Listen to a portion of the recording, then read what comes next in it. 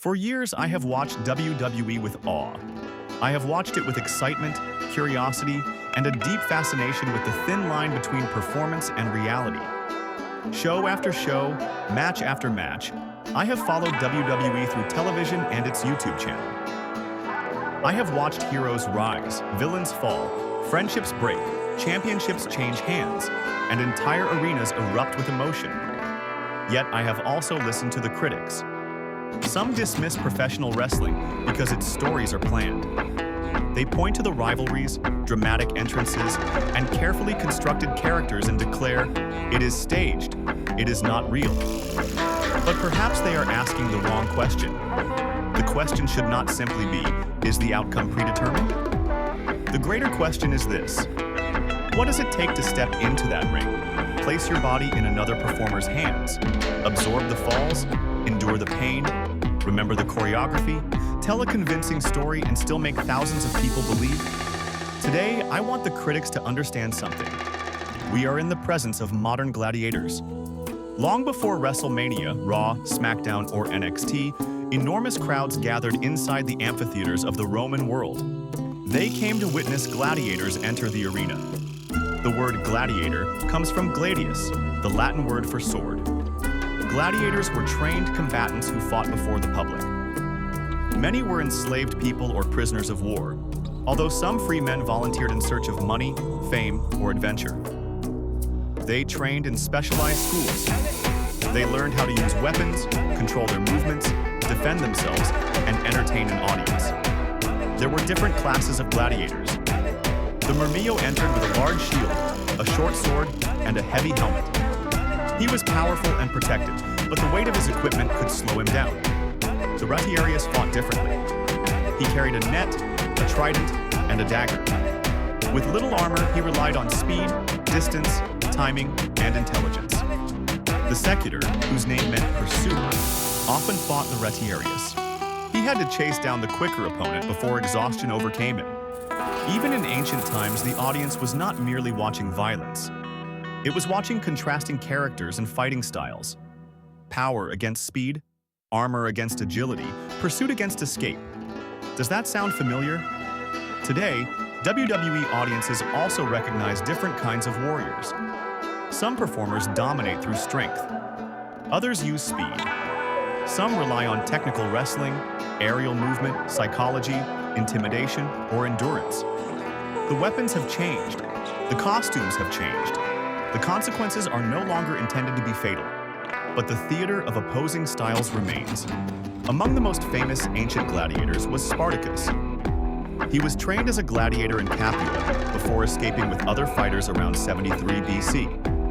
What began as an escape developed into a massive rebellion against Roman authority. Spartacus became more than an arena fighter. He became a symbol of resistance, the oppressed warrior who refused to remain under another person's control. In the modern WWE arena, that spirit of rebellion reminds us of Stone Cold Steve Austin. Austin did not need the approval of authority. His battles with Vince McMahon captured the imagination of millions because they represented something larger than wrestling, the ordinary person standing against an overbearing boss.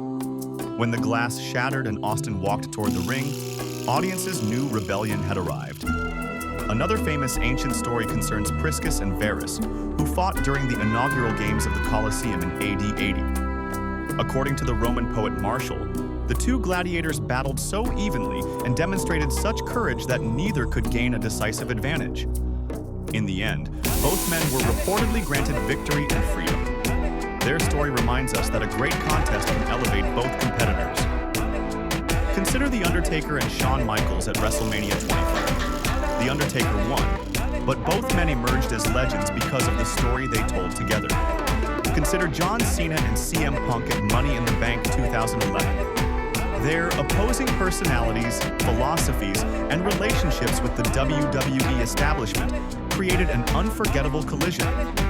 Or consider Bianca Belair and Becky Lynch. Their rivalry moved from a shocking, rapid defeat for Belair at SummerSlam 2021 to a powerful moment of redemption at WrestleMania 38. Like Priscus and Verus, these performers demonstrate that a great rivalry does not always require one person to be diminished. Sometimes two warriors enter the arena and make each other greater. There was also Emperor Commodus, who reportedly appeared in the arena as a gladiator. Unlike the enslaved fighters, however, Commodus entered from a position of power and controlled the conditions around him. His story reflects another timeless attraction of the arena: power presented as spectacle. In WWE, Triple H developed a character who understood power better than almost anyone. Known as The Game and the Cerebral Assassin, he did not simply fight opponents. He built alliances, manipulated circumstances, and presented himself as the king at the center of the wrestling world. The ancient and modern figures are not identical, but the dramatic themes remain familiar: ambition, authority, rebellion, loyalty, betrayal, survival, and glory. Calling WWE a performance does not mean the physical risks are imaginary. The ring is real. Gravity is real. The ropes, ladders, tables, steel steps, and arena floor are real. A performer may know that a move is coming, but the body still experiences its force. Every landing requires training, timing, trust, and control. A small mistake can produce a serious injury. Professional wrestlers are athletes, actors, stunt performers, and live storytellers, all at the same time. There are no second takes during the main event. When Seth Rollins flies through the ropes, he must calculate distance and timing in a fraction of a second. When Bianca Belair demonstrates her extraordinary strength, she must lift another human being while protecting herself and her opponent. When Roman Reigns stands silently before delivering a devastating move, his facial expression, body language, and timing help transform physical action into emotional drama. When Cody Rhodes fights through pain and adversity, the audience does not respond only to his wrestling technique. It responds to the struggle represented by his character, the pursuit of a dream, the burden of family history, and the refusal to surrender. That is the hidden art of WWE. The performers must make a carefully practiced movement appear spontaneous. They must communicate with each other while remaining inside their characters. They must listen to the crowd, adjust the pace, remember the structure of the match, and protect one another. The outcome may be written. The sacrifice is not. Every generation of WWE has produced warriors who defined their era. The Undertaker transformed a wrestling character into a mythology that lasted for decades. His entrance made the arena feel like sacred ground. The lights went out, the bell sounded, and thousands of people temporarily entered his supernatural world. The Rock combined physical presence with unmatched charisma. He could control an arena with an expression, a raised eyebrow, or a few carefully delivered words. Stone Cold. Steve Austin became the voice of defiance. Triple H represented strategy and calculated power. John Cena represented perseverance. His message of refusing to give up became meaningful far beyond the wrestling ring. CM Punk brought the energy of an outsider, someone prepared to question the system from inside it. Today, Roman Reigns commands the arena like a tribal ruler. His bloodline story turned family loyalty, cultural identity, ambition, and betrayal into an extended wrestling drama. Cody Rhodes represents the returning hero determined to complete an unfinished journey. Seth Rollins brings unpredictability, flamboyance, athleticism, and psychological warfare. Oba Femi carries the presence of a rising colossus, a performer whose size, strength, Nigerian identity, and commanding confidence immediately attract attention. The women of WWE have also transformed the meaning of the modern wrestling gladiator. Bayley has repeatedly reinvented herself, proving that a performer's character can evolve from joyful inspiration to ruthless ambition and back again. Becky Lynch rose from being underestimated to becoming the man, demonstrating that determination and connection with the audience can change an entire career.